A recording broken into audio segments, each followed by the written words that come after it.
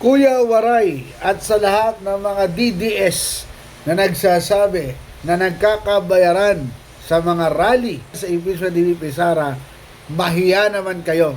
Isipin niyo, pinagbintangan niyo ba si Cielo Magno, si Prof. Cielo at si Lovely Granada na hindi nagbayad ng pangakong tigi 1,000 piso para sumama sa rally?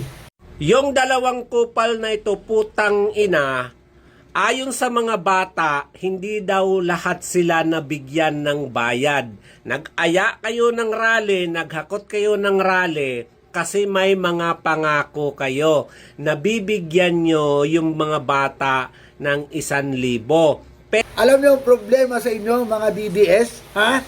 Nagurarally din kayo at kahit may pabayad, hindi man lang kayo umabot ng 1,000 unless Iglesia ni Cristo ang kasama ninyo.